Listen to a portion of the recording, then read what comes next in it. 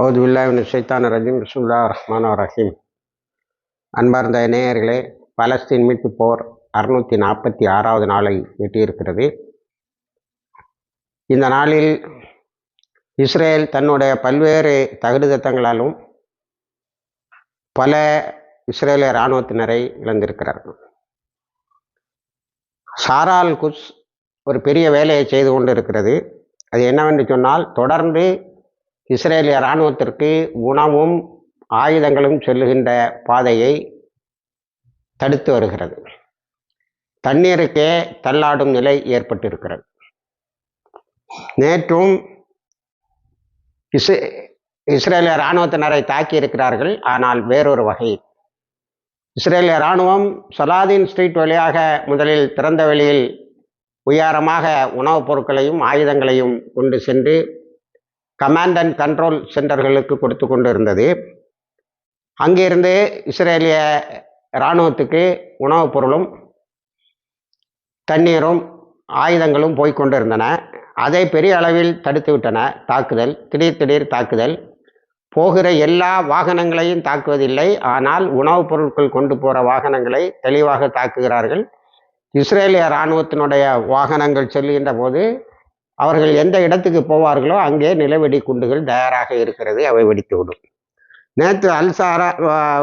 நேற்றும் சாரால் குஸ் பிரிகேட்ஸ் வேறொரு விதத்தில் நான் எதை சொன்னேன் என்றால், 5வது தெருவுன்னு ஒன்று இருக்குது. அதில் மறைந்து போவதற்கு வாய்ப்புள்ள 5th ஸ்ட்ரீட் ஆப்கான் யூனிவர்ஸ்ன்னு சொல்லுவாங்க. அதில் மறைந்திருந்து இஸ்ரேலிய இராணுவத்துக்கு ஆயுதம், உணவுப் பொருள், இராணுவம் 3ம் போகும்போது தாக்கியிருக்கிறார்கள். அதில் 30 பேர் இறந்ததாகவும் 40 பேர் காயம்பட்டதாகவும் தகவல். 3 இஸ்ரேலிய மிலிட்டரி ஆஃபீஸர்ஸ், அதாவது இஸ்ரேலிய இராணுவ அதிகாரிகள் இறந்து விட்டதாக படத்தை கூட வெளியிட்டிருக்கிறது வாலா வெப்சைட். அது அல் மயாதீன், அல் ஜசீரா போன்ற ஊடகங்கள் வழியாக நமக்கு கிடைக்கிறது. அவர்கள் 3 பேருமே மிக முக்கியமான இஸ்ரேலிய தளபதிகள் என்று இஸ்ரேலிய மீடியா சொல்லுகிறது. ஆனால் இவர்கள் இப்படி படம் போட்டு அனுதாபத்தை தெரிவிக்கின்ற எல்லா யூத அல்லது சியோனிஸ்ட் இராணுவ தளபதிகளும் உயர்ஜாதியை சார்ந்தவர்களாக இருக்கிறார்கள். அவர்களுக்கு கொடுக்கிற முக்கியத்துவம் சாதாரண இராணுவ வீரர்களுக்கு கொடுப்பதில்லை. சாதாரண இராணுவத்தினர் அங்கிருந்து ஓடி வந்தார்கள் அல்லது ஒதுங்கி போனார்கள், தங்களுக்கு பயிற்சி கொடுக்காததையெல்லாம் செய்யவில்லை என்பதற்காக தண்டிக்கப்படுகிறார்கள். அவர்களில் ஒருவர் கூட உயர்ஜாதி யூதர்கள் அல்ல. அதனால்தான் அதை ஒரு அப்பார்த்தி ஸ்டேட், ஒரு நிறவெறி பிடித்த ஒரு ஸ்டேட் என்று, ஒரு நாடு என்று எல்லோரும் சொல்லுகிறார்கள். நாமும் அதை பலமுறை சொல்லியிருக்கிறோம். அடுத்தது, அல் குஸ் பிரிகேட்ஸ் நேற்று 3 தாக்குதல்களை நடத்தி இருக்கிறார்கள். கான் யூனிஸை சுற்றி தான். அதிலும் நிறைய இஸ்ரேலிய இராணுவத்தினர் காயம்பட்டு இருக்கிறார்கள். அவர்களை புறக்க வந்த ஹெலிகாப்டர்களை தாக்கவில்லை, விட்டு விட்டார்கள். அடுத்து அதே அல் குஸ் பிரிகேட்ஸு சுஜயாவில் நேற்று வான்வழி தாக்குதல் நடத்தி இருக்கிறது. அதற்கு எதிராக மிசில்களை அடித்திருக்கிறது. இஸ்ரேலிய இராணுவத்தினருடைய சில விமானங்கள் திரும்பி சென்றிருக்கின்றன. நேற்று நான் அல் சுஜயாவிலிருந்து வெளியே சென்று விட்டதாக, இஸ்ரேலிய இராணுவம் வெளியே சென்று விட்டதாக சொன்னேன். அது சொல்லும்போதே சொன்னால் அங்கே திரும்ப வருவாங்க, இதெல்லாம் விட்ராவல், தோற்று ஓடிவிட்டார்கள் என்று சொல்லுகிறார்கள். ஆனால் நாம் அதை எடுத்துக்கொள்ள முடியாதுன்னு நேற்று மீண்டும் வந்து அல் சுஜயாவில் வான்வழியாக தாக்குதல் நடத்தியிருக்கிறார்கள். அடுத்தது, சென்ட்ரல் காசாவிலிருந்து 2 ராக்கெட்டும் 2 மிசிலும் கானூனிஸை சுற்றி உள்ள பகுதிகளில் போராளிகள் தாக்குதல் நடத்தியிருக்கிறார்கள். அதில் என்னென்னா, இஸ்ரேலிய ஊடகங்களுக்கு மிகப்பெரிய வேதனையும் அதே சமயத்தில் இஸ்ரேலிய இராணுவத்தை குத்தி காட்டுவதற்கும் அதை பயன்படுத்துகிறார்கள். இன்னும் அவர்களால் ராக்கெட்டுகளை ஏவ முடிகிறது, மிசில்களை ஏவ முடிகிறது. அவர்கள் எங்கெல்லாம் ஆட்களை அனுப்பி சண்டை போட முடியவில்லையோ அங்கெல்லாம் அவர்கள் மிசில்கள் வழியாக சண்டை போட்டு கொண்டு இருக்கிறார்கள். நீங்கள் என்ன செய்து கொண்டு இருக்கிறீர்கள் என்று கேட்கிறார்கள். அடுத்தது, அல் அக்ஸா மார்டர்ஸ் பிரிகேட்ஸ் அவர்களும் நேற்று நிறைய தாக்குதலை நடத்தியிருக்கிறார்கள். இஸ்ரேலுடைய பல D9 புல்டோசர்ஸை அழித்திருக்கிறார்கள். அங்கே நிறைய D9 புல்டோசர் போகுது, எல்லாம் ஒரு மாதிரி ரிப்பேர் ஆனதான். இப்போ என்னன்னா, அப்பாவிகளை கொலை செய்வது மட்டுமல்ல, நேற்று 101 அப்பாவிகளை கொலை செய்திருக்கிறது இஸ்ரேலிய இராணுவம். பெரும்பாலும் பெண்களையும் குழந்தைகளையும். அதை கொலை செய்கிறது மட்டுமல்ல, அவங்களுடைய இப்போதைய நோக்கம் என்னவென்று சொன்னால், அங்கே இருக்கின்ற எல்லா கட்டடங்களையும் இடித்து ஒரு சமவெளியாக அதை காட்ட வேண்டும் என்பதாக இருக்கிறது என்று இஸ்ரேலிய ஊடகங்கள் சொல்லுகிறது. இதை வைத்துக்கொண்டு வெளியில் உள்ள உலகத்திற்கு காசா தரைமட்டம் ஆகிவிட்டது என்று காட்டுவதற்கு, நமக்கு தெரிஞ்சு இன்னும் சில பில்டிங் நின்றுட்டு இருக்கு, அதில் இஸ்ரேலிய இராணுவம் போய் உட்கார்ந்துருக்காங்க. இவங்க ப்ளோ பண்ணி இவங்க வெடிக்க செய்து அந்த கட்டடங்கள் இடிகின்றன. அதில் நேற்று நம்ம சொன்ன மாதிரி நிறைய முனாஃபிகளும் இறந்திருக்கிறார்கள். அதே போல இன்னும் கட்டடம் இருக்கிறது என்பதும், கான் யூனிஸை 646 நாட்களாக ஒரு நாள் கைப்பற்ற முடியவில்லை என்பது தோல்வியின் வெளிப்படையான அடையாளங்கள். சுஜாவுக்கு போற ஓடி வர, பைத் ஹானூனுக்கு போற ஓடி வர, நார்தன் காசாங்கிற ஓடி வர, ரஃபால மட்டும் உணவுப் பொருட்கள் வாங்க வரக்கூடியவங்களே நேற்று ஒரு வீடியோ வெளியிட்டு இருக்கிறார்கள். போராளிகள் உணவுப் பொருட்கள் வாங்க வருபவர்களை அமெரிக்க இராணுவத்தினர் சுட்டு இருக்கிறார்கள். இப்போ ஹமாஸ் போராளிகள் ஒரு பிரிவை அந்த உணவுப் பொருள் வாங்க வருபவர்களை சுடுபவர்களை தாக்குவதற்கு அனுப்பியிருக்கிறார்கள். நாளைக்கு ஏதாவது ஒரு 5 பணமாவது விடும். இந்த அளவுக்கு அந்த உணவு பங்கிடும் நிலையங்கள் கொலை செய்யும் களங்களாக, கூட்டுப்படுகொலையின் களங்களாக பயன்படுத்தப்படுகின்றன. இதுவரைக்கும் 800 பேர் இறந்திருக்கிறார்கள் என்பது அதிகாரப்பூர்வமான தகவல். ஆக உணவை காட்டியும் தடுத்தும் கொடுத்தும் கொலை செய்கிறார்கள் என்பதுதான் அதில் முக்கியமாக நான் கவனிக்க வேண்டியது. அடுத்தது வாலா வெப்சைட்டு இஸ்ரேலிய இராணுவ அதிகாரிகளுக்கும் இஸ்ரேலிய அமைச்சரவைக்கும் நத்தியானுக்கும் என்று ஒன்றை போட்டு இருக்கிறது. நம்மளுடைய எல்லா ஸ்டாக் பைல்ஸ், அதாவது இஸ்ரேலிய இராணுவம் தான் அந்த தகவலை கொடுத்து போட வச்சிருக்குன்னு நான் நினைக்கிறேன். எல்லா ஆயுதங்களும் பெருமளவில் குறைந்து விட்டன. எக்ஸாஸ்டடுன்னு சொல்லாங்க, முடிஞ்சே போயிட்டுங்கிறாங்க. அதே போல் நம்மளுடைய இராணுவத்தினர் அங்கே டயர்டாயிட்டாங்க, எக்ஸ்ட்ரா வேலை செய்திருக்காங்க, எக்ஸ்ட்ரா நாட்கள் வேலை செய்திருக்காங்க. ஆனால் புது டாக்டிக்ஸோடு வரக்கூடிய ஹமாஸை அவர்களால் சந்திக்க முடியல. இராணுவ தளபதிகளால் அவர்களுக்கு புது டைரக்ஷனை ஒழுங்காக கொடுக்க முடியல. அதனால் அவர்கள் அழிந்து கொண்டு இருக்கிறார்கள். அதே நேரத்தில் இந்த லைஃப்ஸ் ஆஃப் கேப்டிவ்ஸ், அதாவது அழைத்து செல்லப்பட்டவர்கள் உயிர்களையும் ஆபத்து ஆக்கிறது தவிர, இந்த 646 நாளில் நீ என்னடா சாதிக்க? உன்னுடைய சுயநலத்துக்காக ஒரு யுத்தம் நடந்து கொண்டு இருக்கிறது.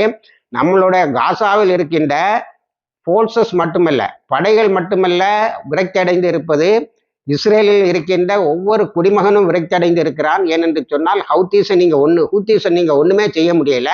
அவர்களுடைய மிசில் தாக்குதல் நித்தமும் நடந்து கொண்டு இருக்கிறது. பதுங்கு குழியை சுத்தியே ஓடுகிறார்கள். ஒரு ராத்திரியில 20 தடவை சைரன் கேட்குது. எங்கடா தூங்க முடியும்? பகல உங்களுடைய அநியாயமாக இருக்கிறது. ஆக ஒவ்வொரு இஸ்ரேலிய குடிமகனும் எக்ஸாஸ்ட் ஆகியிருக்கிறான், ஒவ்வொருத்தனும் ஃப்ரஸ்ட்ரேட் ஆகியிருக்கான், விரக்தி வயப்பட்டவனாக இருக்கிறான்.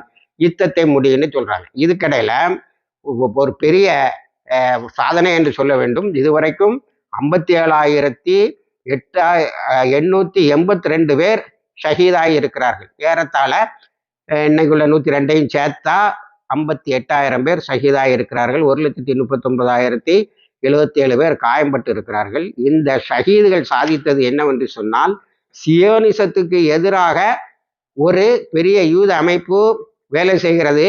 அது என்னன்னா, சியோனிஸ்ட் காங்கிரஸ் என்று ஒன்றை ஆரம்பித்து இருக்கிறார்கள். இந்த சியோனிஸ்ட் காங்கிரஸ் உலகின் பல்வேறு பகுதிகளிலும் உள்ளவர்களை அழைத்து நேற்று அமெரிக்காவில் வைத்து ஒரு கூட்டத்தை நடத்தி இருக்கிறது. அந்த கூட்டம் என்ன சொல்லுகிறது என்று சொன்னால், சியோனிசத்தை விட்டு நாம் எல்லோரும் வெளியேறிவிட வேண்டும் என்று. அதை ரிப்போர்ட் பண்ற எல்லா ஹீப்ரு மீடியாக்களும், அதே போல அமெரிக்காவில் இருந்து வருகின்ற சில ஆல்டர்னேட்டிவ் நியூஸ் பேப்பர்னு சொல்லுவோமே, நியூஸ்வீக் போன்ற பத்திரிகைகளும் என்ன சொல்லுகிறது என்று சொன்னால், ஏற்கனவே இந்த 646 நாள் தாக்குதலில் அக்டோபர் 7, 2023 பிறகு உள்ள தாக்குதலில் சியோனிசம்ங்கிற கான்செப்ட் நிறைய உடஞ்சே போச்சுது. இஸ்ரேலில் இருந்து எல்லோரும் வெளியேறவே தொடங்கி விட்டார்கள். ஒரு ரிவர்ஸ் எக்ஸாடஸ் வந்து விட்டது. ஆகவே சியோனிசத்தை முற்றாக அழிக்கவில்லை என்று சொன்னால், யார் சொல்லா? சியோனிஸ்டாக நேற்று முந்தா நாள் இருந்தவெல்லாம் சேர்ந்து சொல்றான்.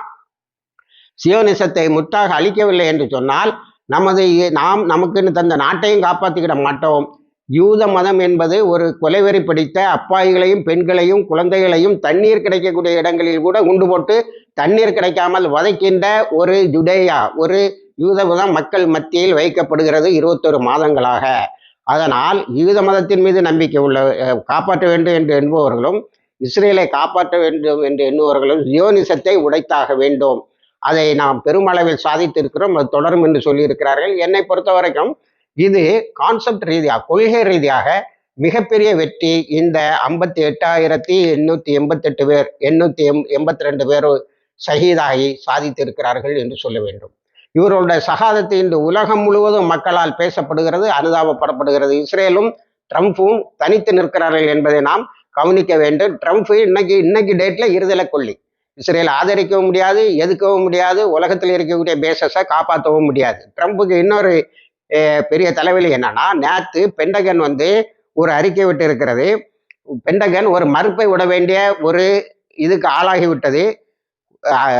அல் உதைதா என்ற கத்தர்களுடைய ஏர்பேஸில் இருந்த சேட்டலைட் இமேஜஸ் என்ன காட்டு, ஏர்பேஸு இருந்த ஒரு அமெரிக்கன் கம்யூனிகேஷன் எக்யூப்மெண்ட், அது அப்படிதான் சொல்லணும். அமெரிக்காவுக்கு கூட தினமும் அவர்கள் அங்கே இருக்கக்கூடிய அமெரிக்க படைகள் தொடர்பு கொள்கின்ற ஒரு டோம், அதைத்தான் அடிச்சிருக்காங்க.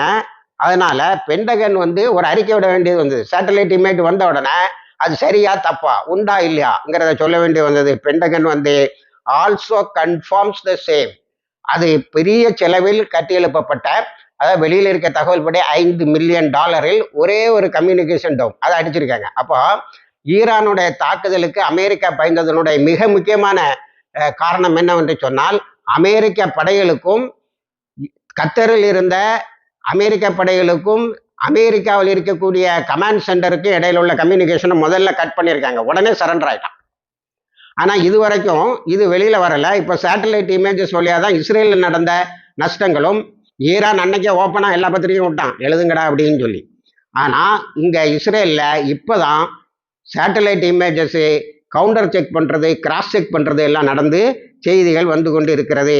அமெரிக்காவோடு மட்டுமே அவர்கள் தொடர்பு கொள்கிற, பென்டகனோடு மட்டுமே தொடர்பு கொள்கின்ற அந்த டோமை தான் அடிச்சிருக்காங்கங்கிறது நம்ம ஊந்தி கவனிக்கப்பட வேண்டிய ஒரு விஷயம். இது இப்போ ட்ரம்ப்புக்கு ஒரு பெரிய இது. அடுத்தால ஈரானை நான் தாக்குவேன், ஈரான்லேயே இஸ்ஃபஹானில் தான் அந்த யுரேனியம் என்ரிச்மெண்ட் பிளான்ட், அதாவது அணு ஆயுதத்தை தயாரிப்பதற்கு பக்கத்தில் சென்று விட்ட அந்த பிளான்ட் இருக்கு, அதனால அதை தாக்கணும் அப்படின்னு நத்யான்ஹூ இப்போ வாஷிங்டன் விஜயத்தின் போது சொல்லியிருக்கிறான். ட்ரம்ப் இல்லை, நான் டிப்ளமேட்டிக் இது நேரடியாக பேசி தீர்த்துக்கலான்னு பார்க்குறேன்னு. ஆனால் ஆக்சியோஸ், நியூயார்க் டைம்ஸு போன்ற பத்திரிகைகள் என்ன சொல்லுகிறது என்று சொன்னால், ட்ரம்ப் தன்னுடைய ஆயுள் காலத்தை, பதவி காலத்தை நீடித்துக் கொள்வதற்கு ஈரான் மீது ஒரு தாக்குதல் நடத்துவான். அதை அமெரிக்கா சப்போர்ட் பண்ணாட்டாலும் கண்டுக்காம தான் விடும். ஒரு இன்டைரக்ட் ஒப்புதல், ஒரு மறைமுகமான ஒரு ஒப்புதல் இருக்கும். நம்மளை பொறுத்த வரைக்கும் மறைமுகமாக சப்போர்ட் பண்ணிக்கிட்டே இருப்பான்ங்கிறது. ஆனால் ஒரு பெரிய வாய்ப்பு திறந்து விடும். இப்போ நேற்றும் ஈரான் ஒரு ஸ்பை ராக்கெட்டை ஸ்பை விங்கை பஸ்ட் பண்ணியிருக்கு. நிறைய பேரை கைது செய்திருக்கிறது. பல ஆயுதங்கள், மிசில்களையும் கைப்பற்றி இருக்கிறது. இப்போ மொசாதோட ஆக்டிவிட்டீஸை, அது கொடுக்கக்கூடிய மரண தண்டனைகள் எல்லாரும் ஈரானுடைய பார்டருக்கு வேறு இடங்களுக்கு ஓடுகிறார்கள். மொசாதோடைய ஆட்களும் அதே போல இவனுடைய கூலிப்படைகளும் ஓடிக்கொண்டு இருக்கிறார்கள். ஆகவே ஓரளவுக்குன்னா ஒரு 90% மொசாதோடைய பிடியில் இருந்து ஈரான் விடுவிக்கப்பட்டு விட்டது. ஒன்று. ரெண்டாவது, மிகப்பெரிய உதவி, ஈரானுடைய மக்கள் எல்லாம் அணு ஆயுதத்தை நாம் தயாரித்தே ஆக வேண்டும் என்று சொல்லி காமினிக்கு பக்கத்தில் இன்னைக்கு வேர்ல்டு முழுவதும் இருக்குது. நம்ம தமிழ்நாட்டில் வரக்கூடிய வீடியோ எல்லாம் பார்க்கும்போது ரொம்ப சந்தோஷமா இருக்கு. அதாவது பொதுவான சேனல்கள் போடக்கூடிய இது எல்லா மக்களும் ஏற்றுக்கொள்ளக்கூடிய ஒரு தலைவராக ஆகியிருக்கிறார். இது இஸ்ரேல் தாக்கினால் இன்னொரு தாக்குதலில் இஸ்ரேலை அது அழித்து விடும் என்பது திண்ணம். ஆகவே நத்யான்ஹூவை வச்சு தான் அல்லாஹ் இஸ்ரேலை அழிப்பான் என்பது இதிலிருந்து தெளிவாகிறது. இன்னும் ஒரு அதிர்ச்சியான தகவல் என்னவென்று சொன்னால், வெஸ்ட் பேங்க்ல நிறைய பில்டிங்களை இடிக்கிறான். 38 பில்டிங் ஆபரேஷன்ஸ் பை இஸ்ரேலு 38 இடங்கள்ல பில்டிங்களை இடிக்கிறான். ஆனால் ரெசிஸ்டன்ஸ் 24 இடங்கள்ல அவர்களை திருப்பி தாக்கி இருக்கிறது. அதில் ஓடி இருக்கிறார்கள். இங்கே இப்போ நமக்கு காசால இருந்து வந்தவன் சூசைட் பண்ணுறான். அதை ஒரு 3 நாளைக்கு முன்னாடி காணொலியில் சொன்னோம். அதே மாதிரி காசாவுக்கு போகணும்னு சொன்னாலும் சூசைட் பண்ணுறான். நேற்று வெஸ்ட் பேங்கில் 3 பேர் சூசைட் பண்ணியிருக்காங்க, 30 பேர் அட்டெம்ப்ட் பண்ணியிருக்கான். அதாவது தற்கொலை செய்து கொள்வதற்கு முயற்சி செய்திருக்கிறான். அங்கே எது நம்ம புரிஞ்சுக்கிட வேண்டியது இருக்கிறது என்று சொன்னால், 24 தாக்குதலை தினமும் 24, 15, 10ன்னு அங்கே இருக்கின்ற போராளி குழுக்கள் தாக்கி கொண்டே இருக்கின்றன. இதுக்கு இஸ்ரேல இராணுவத்துக்கு உதவி செய்யறதுக்கு பாலஸ்தீனன் அதாரிட்டி பெரிய அளவில் உதவி செய்துட்டு இருக்கான். இவ்வளவும் இருந்தாலும் வெஸ்ட் பேங்க்ல பெரிய அளவில் அவர்கள் பாதிக்கப்பட்டு இருக்கிறார்கள். அதனால் சூசைடு இப்போ அதிகமாக நடக்கிறது. ஜெருசலத்திலையும் மேற்கரையிலும் மேற்கரையில் உள்ள மேற்கரையோடு அட்ஜசண்டாக இருக்கக்கூடிய ஜெருசலத்திலும் மற்ற மேற்கரையினுடைய நடுப்பகுதியிலும் நேற்று ஜெனின்ல ஒரு பெரிய தாக்குதலை இஸ்ரேல நடத்தி இருக்கிறது, போராளிகளை நடத்தி இருக்கிறார்கள். அந்த தாக்குதலின் இறுதியில் வலி தாங்க முடியாமல் 4 இஸ்ரேல் இராணுவத்தினர் சூசைடு தற்கொலை பண்ணியிருக்காங்க. அப்போ இப்போ தற்கொலை எண்ணிக்கை வெஸ்ட் பேங்க்ல கூடுவதை வச்சுக்கிட்டு என்ன முடிவுக்கு வராங்கன்னா, இராணுவ நோக்கர்கள் மேற்கரையில் மிகப்பெரியதொரு தாக்குதலை போராளிகள் நடத்தி கொண்டு இருக்கிறார்கள். அந்த தாக்குதல் எப்படி இருக்கிறது என்று சொன்னால், சிக்கிக் கொள்கிறார்கள், தப்பியும் ஓட முடியவில்லை, தங்களுடைய நண்பர் படைகளோடும் இஸ்ரேல இராணுவம் சேர்ந்து கொள்ள முடிவதில்லை. ஒரே ஒரு கதவு தான் திறந்திருக்கிறது, அது தற்கொலை செய்து கொள்வது என்ற நிலை உருவாகி இருக்கிறது. இணைந்திருங்கள், எல்லா தகவலையும் தருகிறோம். வாய்கிறதவா நான் அல்ஹம்துலில்லாஹ் ரப்பில் ஆலமீன்.